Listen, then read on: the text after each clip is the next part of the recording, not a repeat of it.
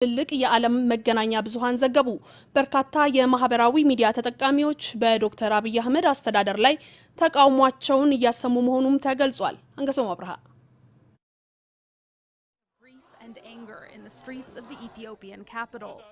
በኢትዮጵያ የአርቲስት ሃጫሉ ሁንዴሳ መገደልን ተከትሎ ሀገሪቱ ወደ አሳሳቢ የፖለቲካ ውጥንቅጥ ውስጥ እየገባች ስለመሆኑ እየተገለጸ ይገኛል። የፍትህ እጥረት ያማረራቸው ኢትዮጵያውያን ለውጥ መጣ ብለው ለድጋፍ በወጡባቸው የአዲስ አበባና የኦሮሚያ ጎዳናዎች ላይ በተቃውሞ ተጥለቅልቀዋል። የዓለማችን ትላልቅ መገናኛ ብዙሃን ኢትዮጵያን አስመልክተው የተለያዩ ዘገባዎች እያሰራጩ ይገኛሉ። አልጀዚራ በኢትዮጵያ እየሆነ ያለው ነገር እንዳሳሰበው በተከታታይ በሰራቸው ትንታኔዎቹ ላይ አመላክቷል። ዘጋርዲያን የአርቲስቱ መገደል በሀገሪቱ ደም መፋሰስ እንደፈጠረ አርዕስት በሰጠው ዘገባው ላይ ህዝቡ የተጠራቀመ ጥያቄውና በዶክተር አብይ አህመድ አስተዳደር ያለውን ተቃውሞ እየገለጸ እንደነበር ገልጿል። ቢቢሲም ቢሆን በኢትዮጵያ ስላለው ጉዳይ በስፋት ትንታኔዎችን ሰርቷል። በኢትዮጵያ የኢንተርኔት አገልግሎት በመቋረጡ ህዝቡ ይህ የዓለም መገናኛ ብዙሃን ዘገባ ባይመለከትም ሚዲያዎቹ ግን ለዓለም ህዝብ እያሰራጩት ይገኛሉ። የዓለም ትላልቅ መገናኛ ብዙሃኖች ዘንድ በኢትዮጵያውያን በተለይም በኦሮሞ ተወላጆች ዘንድ በተለያዩ የዓለም ክፍሎች እየተደረጉ ያሉ ተቃውሞዎች በስፋት እየዘገቡት ይገኛሉ። የተለያዩ ዓለም አቀፍ ተንታኞችና ፖለቲከኞችም በኢትዮጵያ እየሆነ ያለውን ነገር እየተቃወሙት ይገኛሉ። የዴሞክራቶች ተወካይዋና ትውልደ ሶማሊያዊቷ ኢልሃም ኦማር በሰልፉ ላይ ተገኝታ ኖ ጀስቲስ ኖ ፒስ በማለት ሃጫሉ ሁንዴሳ ፍትህ እንዲሰጠው አስፈላጊውን ስራ እሰራለሁም ብላለች። በርካታ የማህበራዊ ሚዲያ ተጠቃሚዎችም የለውጥ ኃይል ነኝ ብሎ ወደ ስልጣን የመጣውን ኃይል በመቃወም ላይ ይገኛሉ። የተባበሩት የኦሮሞ ወንጌላውያን ህብረት ቤተክርስቲያን በበኩሉ በኦሮሞ ህዝብ እየደረሰ ያለውን ሲስተማቲክ የዘር ፍጅት እንዲያቆም ለመጠየቅ ወደ ተባበሩት መንግስታት ድርጅት ዋና ጸሐፊ አንቶኒዮ ጉተሬስ፣ የአፍሪካ ህብረት ሊቀመንበሩ ሙሳ ፋቂ ማህመድ፣ የዓለም ባንክና የአውሮፓ ህብረትን ጨምሮ ለ6 ሀገራት መሪዎች ግልጽ ደብዳቤ ጽፏል። ፕሬዝዳንት ዶናልድ እና ሳምቦ ፈተጠያረ ካይሮ ጋኒት ዩናይትድ ስቴትስ ጉያ ቢሊሱማሼ አዶሌሳ ፉርሰንበተ ደርቤሮ ከበጀት ነሞኒ ሄዱን ኮንኮላታን ለፈ በሸነና ሃንዳረ ገላናፊ በከ በሸነና አዳ ሴኑፍ ደበሬ ቀበተኒ ኢሳን ካኒሞ ጣጤሳ ቢዳ ገልገለ ገጌፈሙ ከናያንቻ ላሉፍ ዋሽንግተን ዲሲ በከ ፕሬዚዳንት ትራምፕ ሶዳ ቫይረሲchi fide tuffachuun itti dubbatan akkasumas magaalaalee adda addaa keessatti walitti qabamaniiru. Koronaan United States keessatti nama 100,000 galaafatee jira. President Trump garuu ija tuffiin. Now we have tested almost 40 million. Amma garuu namoota miliyoona 40 ta'an irratti qorannaa gaggeessinee jirra. Kana gochuun keenya namoonni dhibba keessaa harka 99 miidhaan kan isaan hin arganne ta'uu agarsiifnee jedhan. Tallaalii arguun garuu akkaan ariifachiisaa ta'us dubbataniiru. We are unleashing our nation's scientific brilliance. Biyyi keenya qarooma saayinsii qabdu agarsiifte. Waggaa keessa jirru kunituun xumuramiin dura tallaaliin ittisaa fi ega dhukkubsatanii booda fayyisu arguuf jirraa jedhan. Garuu bulchaan waajjira nyaataa fi dawaa yookaan FDA Stephen Hahn isa Trump jedhan kanarraa waajjira ariitii guddaan hojjetamaa akka jiru beekaa kun dhugaadha jedhan. Tallaaliin kun ituu hin argamin duraa jedhan haala itti faca'ina vaayirasii koronaa hanqisuun itti danda'amu dubbataniiru. This is a very rapidly moving epidemic. Weerarri dhukkuba COVID-19 ariitiin deemaa jira. Dhukkuba kanaan du'uunis ta'e qabamuun gaddisiisaadha. Kanaaf kanattisuudhaaf waan danda'ame mara gochuu qabna. Kaniin uummata Ameerikaatti dubbachuu fedhu qajeelfama waaltaan to'annaa dhukkubootaa yookaan CDC kennu hordofaa. Waan bulchiisonni kutaalee fi naannoo baasan hordofaa. Afaaniif funyaan keessan haguugaa. Namootarraa fagaadhaa. Yeroo hundumaa maaskii kaa'adhaa. Walitti dhufeenya hawaasaa qabdan daangessaa. Dhangala'aa ittiin harka haxaatan gargaaramaa. Namoota dhukkuba COVID-19f akka salphaatti saaxilamuu danda'an kunuunsaa. Akkas yoo goone kana keessaa baanaa jedhaniiru. United States hanga har'aatti namoota COVID-19 qabaman 2.8 kan galmeessite yoo ta'u, yeroo ammaa namoota vaayirasii kanaan qabamaniis ta'e du'an guddicha qabaachuudhaan addunyaa irratti beekamtee jirti.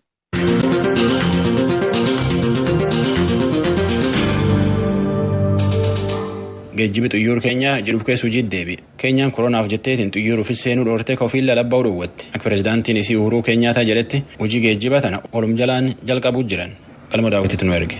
Pirezidaantiin Keeniyaa Uhuruu Keenyaattaa murtee to'annoo koronaa mootummaan isaanii baasee raawwachiisaa ture har'a fooyyessanii jiru. Kanaanis mootummaan isaanii adoolessa 1 bara 2020 kaasee balalii sarara xiyyaaraa kayyootaaf addaan citee ture kan idil addunyaa akka jalqabu murtee dabarsanii jiru. Kana malees pirezidaantii Keeniyaattaan balaliin xiyyaaraa akka biyya keessaa waxabajjii 15 kaasee akka jalqabu ajajan yoo ta'u qoqqobbii deemsaa kan Naayiroobii fi naannoo ishee kaan irra jirullee kaasaniiru. Today I order and direct that the cessation of movement into and out of the Nairobi metropolitan area. Akkas jedhu Keeniyaattaan har'a kanaan dura ajaja namoonni akka magaalaa Naayiroobii keessaa Keeniyaa kutaa bulchiinsa Mombaasaa fi Mandeeraa keessaa akka hin baane dhorku kan kanaan dura hojiirra ture akka inni qabu ajaja dabarsee jira. Lammii ammoo labsiin namni sa'aatii 3 booda manaa akka hin baane dhoowwu guyyoota 30 ammas akka hojiirra oolaa turu murtaa'eera jechuun dubbatu. Number 2, I do order and direct that the nationwide curfew that is currently in force between the Ajaja mootummaan isaanii har'a dabarse kan irratti Keeniyaattaan manneetiin amantii akka banamanis eeyyamanii jiru. Kanaanis manneetiin amantii of eeggannoon al tokkotti namoota 100 duwwaaf hirmaannaa kadhataa akka eeyyaman kana keessattis daa'immanii fi jaarsoleen akka hin hirmaanne murteessanii jiru. Ajaja har'a fooyya'e kanaan manneetiin barnootaa biyyattii keessa jiran akka itti deebi'anii banaman kaabineen ministeera barnootaa biyyattii karoora akka qopheessu gaafatanii jiru. Asumaanis Keeniyaattaan lammiileen biyyattii of eeggannoo akka godhan gaafatan keessumaa tarkaanfii mootummaan biyyattii fudhatuun yoo dhibeen kun deebi'eetti caale mootummaan biyyattii tarkaanfii fudhate kana duubatti deebisuu mala jedhan Keeniyaattaan ibsa isaanii irraatiin. Keeniyaattaan mootummaan isaanii diinagdeen biyyattii miidhaa koronaan fide kan akka dandamatuuf hojjechaa akka jiru eeranii erga dhibeen kun dhufee rakkoo hawaasummaa mul'atee fi qaamoleen hawaasummaa furmaata akka barbaadan gaafatanii jiru. Har'as ministeerri fayyaa Keeniyaa namoonni 181 biyyattii keessatti dhibee koronaan kan qabaman ta'uu yoo beeksisu lakkoofsi waliigalaa namoota dhibee koronaan qabamanii kan Keeniyaa keessaa ammoo 8,000 taree jira. Gabaasa Sagalee Ameerikaaf Galmoo Daawit Naayiroobii.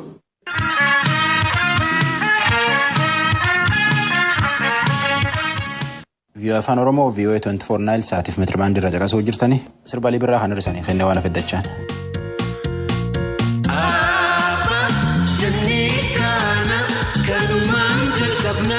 Afaanuma keenyaan katabnee dubbifna. Afaanuma keenyaan katabnee dubbifna.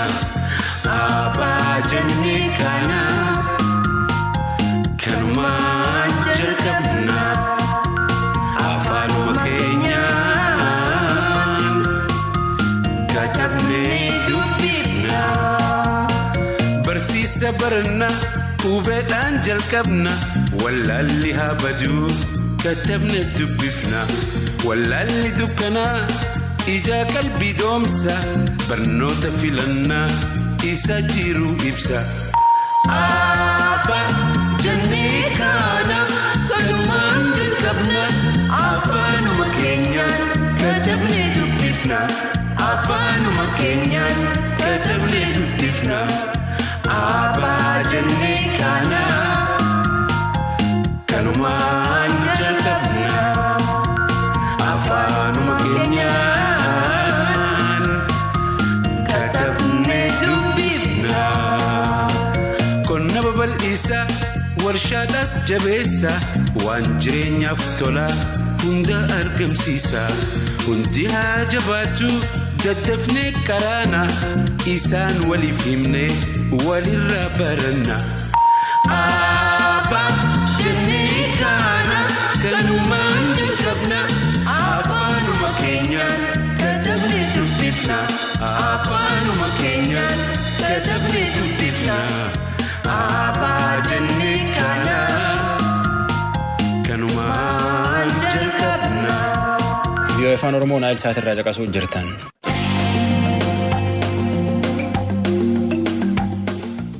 Oromiyaatti tajaajila ijjecha Hacaaluu Hundeessaatiif hiriira mormiitiin gargar citee ture ammaan tan deebi'uu jira jedhan. Taatullee intarneetiin ammallee cufa akka oduu arganneetti hidhaaleen hin dhaaban biyya keessa. Naakoor Malkaatti intarneetiin hin jirtu waan jira afaaniin namootti. Akkam oolte Naakoor mee Amboo fi magaalaalee kabiroo odeeffatte keessa haala irra jiru nu ibsi. Akkam jirta namu Magaalaa Ambootti guyyaa har'aa ganamarraa jalqabee qaamoleen nageenyaa lakkoofsi isaanii olaanaa ta'e magaalaa keessa oliif gadi deddeebi'uu irraan kan hafe tajaajilli geejjibaa, tajaajilli waajjira hojii mootummaa, tajaajilli baankii, tajaajilli buufata konkolaataa akkasumas suuqiiwwan hoteelotni banaatti akka jiran taajjabuu danda'een jira. Ganamarraa jalqabee namootni baay'inaan banaan turre booda sa'aatii 4-5 yeroo ta'a deemu namootni hedduun tajaajila bananii hojiirra akka jiran magaalaa keessa walii gaddeemee taajjabuu danda'een jira. Magaalota lixa Oromiyaa kanneen akka Naqamtee, Gimbii, Dambidolloo keessattis akkasuma tajaajilotni guyyoota darban 5-6 ta'an keessatti sababa ajjechaa artistii yookaan weellisaa beekamaaf jaallatamaa Hacaaluu Hundeessaa wajjin wal qabatee hiriira mormii garaagaraa geggeeffamaa tureen cufamanii turan guyyaa har'aa jalqabee tajaajila keessa seenuu namootni achi jiran nuuf eeraniiti kan jiranii. Haa ta'u malee qaamoleen nageenyaa magaalota keessa ammas baay'inaan socho'aa jiraachuudha kanan dhaga'ee jiru jechuudha. Tajaajiloonni kun jalqabuu wajjin wal qabatee waajjirri poolisii magaalaa Amboo akkasumas waajjirri nageenyaa magaalaa Naqamtee naaf mirkaneessanii jiru jechuudha itti gaafatamtootni isaanii. Gama biraatiin tajaajilli intarneetii waan jalqabe fakkaatu. Mee waa'ee intarneetii wanni dhaga'ame jira ibsi kenname yoo jiraate? Waa'ee tajaajilli intarneetii kan bilbilaas ta'u kan biroodbaandii Wi-Fi jedhamu kan faayibarii dabalatee jechuudha. Wal qabatee jiru hanga ammaa gama mootummaatiin ibsi kenname hin jiru. Namootni hedduun hojiin isaanii isaa wajjin wal qabatu. Yeroo ammaa kana immoo namootni keessumaa barnoota olaanaa sadarkaa PhD maastersii baratan difeensii yookaan waraqaa qorannoo isaanii kan ittiin dhiyeessaa turan tajaajila intarneetii kana fayyadamuun yeroo ammaa kana garuu sababa addaan cituu isaarraa kan ka'e namootni waraqaa qorannoo dhiyeessaniif tajaajiloota garaagaraatiif dhimma itti ba'an rakkataa jiraachuu himamaa jira. Hanga ammaatti tajaajilli intarneetii ajjechaa artistii Hacaaluu Hundeessaa booddee addaan cite deebiin kan jiru. Kana ilaalchisee yoom akka deebi'us deebiin kennamee hin jiru. Naakoor gama biraan torban dabre waajjirri adda bilisummaa Oromoo ka Gullallee jiru miseensonni Shanee Gumii dhaabichaa obbo Mikaa'el Booraniif obbo Kennasaa Ayyaanaa akkasumas gorsaa olaanaan dhaabichaa Dr. Shuggut Galataa waaree booda mana isaaniitti qabaman ka jedhu waahilli keenya Tsahaay Daamxoo nuuf himtee jirti. Waa'ee hidhaa kana ilaalchisee waan faana buute jira? Sirriidha namoo guyyaa darbe 2-3 keessatti namootni kanneen biroo hooggansa adda bilisummaa Oromoo keessatti argaman hidhamuudha.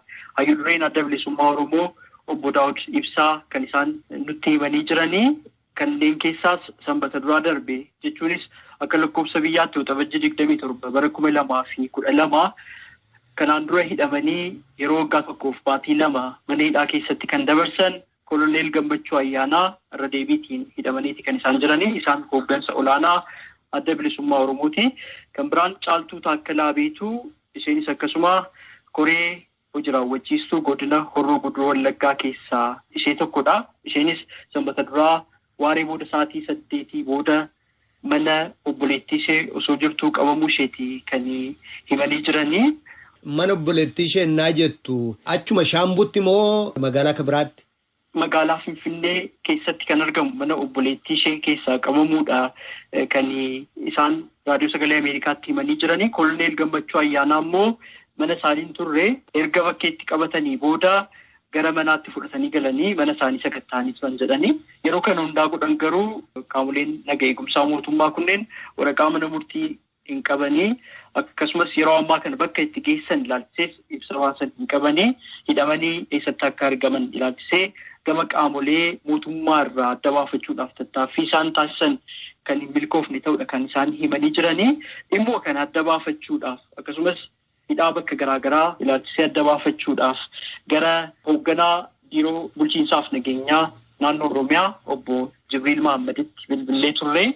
Isaan kan jedhan hooggansa adda bilisummaa Oromoo qofaa osoo hin taane namootni qaama mootummaa keessatti argaman yookaan hojjettoota mootummaa ta'an kanneen biroollee ajjechaa artistii beekamaaf jaallatamaa Hacaaluu Hundeessaa hordofee jeequmsa magaalota garaagaraa keessatti uumame gama maallaqaatiin deeggaruu akkasumas qindeessuu kakaasuu fi sochii kana fakkaatan keessatti gama kallattiinis ta'e alkallattiitiin hirmaachuutiin namootni shakkaman to'atamanii jiru. Ammas to'atamaa jiru.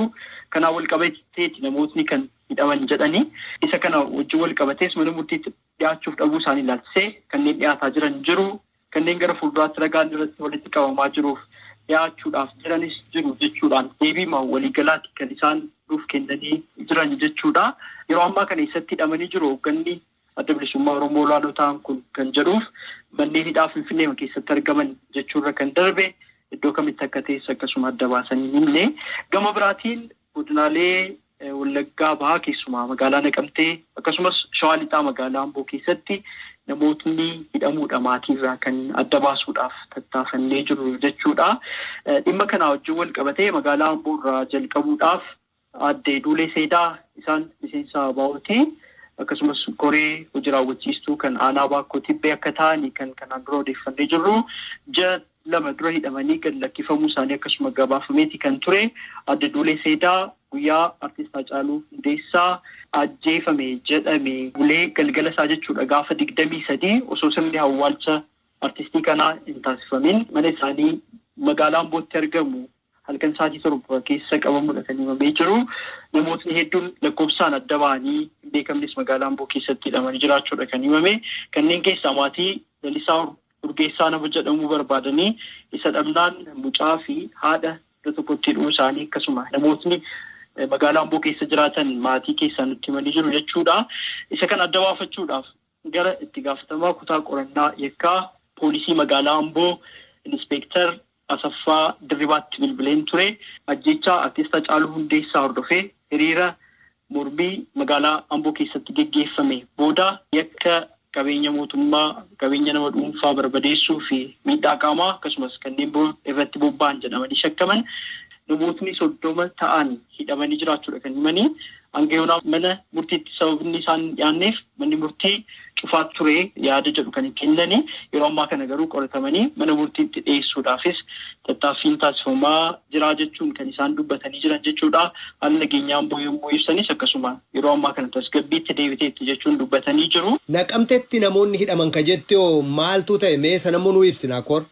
Tole namoo magaalota Oromiyaa garaa garaa keessatti hiriirri mormii balaaleffannaa ajjechaa Haacaaluu Hundeessaa akkasuma namootni siyaasaa Jawaar Mahaammadiif Baqqalaa Garbaaf kanneen biroo hidhamanii jiran lakkifamanii awwaalchi artistii kanaas kan taasifamuu qabu Finfinneetti kan jedhuuf dhimmoota kanaan wal qabatu hiriirotni geggeeffamaa turuudha kan ibsame. Kanneen keessaa magaalaan Naqamtee tokko guyyaa hiriiraa sana jechuunis sirni awwaalcha artistii Haacaaluu Hundeessaa otoo hin geggeeffamin gaafa 24 yookaan roobii torban darbee hiriirri geggeeffameen lubbuun namoota 3 darbuu fi namootni muraasnis madaa'uu torban darbe ragaa hospitaalaa irraa arganneen gabaasneeti kan turre.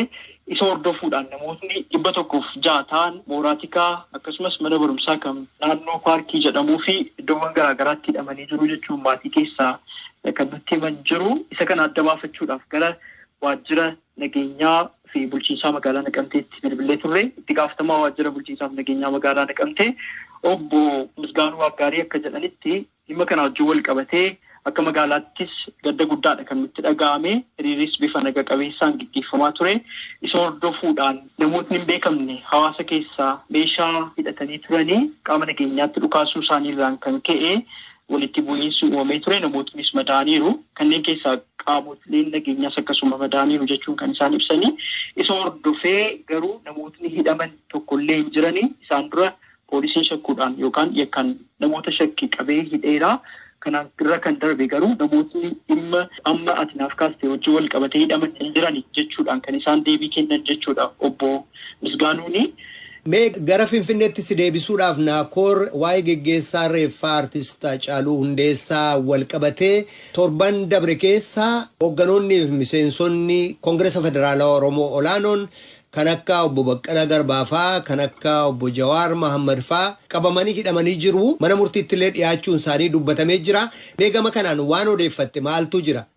Dhimma kana wajjin qabatee odeeffannoo dabalataa argachuudhaaf yaaliin taasifne milkoofne. Haa ta'u malee miidiyaan yookaan sabaa himaaleen mootummaa biyya keessaa dhimmi obbo Jawaar Mahaammadiif obbo Baqqalaa Garbaa akkasumas namoota kanneen biroo hokkara ajjechaa artistaa Haacaaluu Hundeessaa booda uumameen wal qabatee qabamanii beellamaan jiraachuu ifoomsamaati kan ture. Isa booda garuu akka waliigalaatti akka Oromiyaatti jechuudha ajjechaa bakka garaagaraatti taasifameen lubbuun namoota nagaa 156 darbee jira. Isaan keessaa 12 kan ta'an qaamolee nageenyaadhaa jedhanii jiru. Obbo Jibriil Mahammad hoogganaan biiroo bulchiinsaaf nageenyaa mootummaa naannoo Oromiyaa namootni 252 ta'an akkasuma miidhaa qaamaa garaagaraatiif saaxilamanii jiru. Kanneen keessaa immoo 53 qaamolee nageenyaati. Haalli amma jiru tasgabbaa deemuudha kan isaan dubbatanii jiran jechuudha. Odeeffannoo dabalataa kanneen biroo dhimma kanaan wal qabatan argachuudhaaf fakkeenyaaf qaamolee kamii rakkoo kana kan geessise kan jedhuu fi qaamolee kana wajjin wal qabatee to'annoo taasifame yoo jiraate kan jedhuuf ammas qulqullaa'aa jiraachuurra kan darbe odeeffannoo dabalataa argachuudhaaf milkoofne. Waahila keenya gabaasaa VOA Naakoor Malkaa gaaffiif deebii kanaaf guddaan si galatoomsadha. Galatoomi namoo.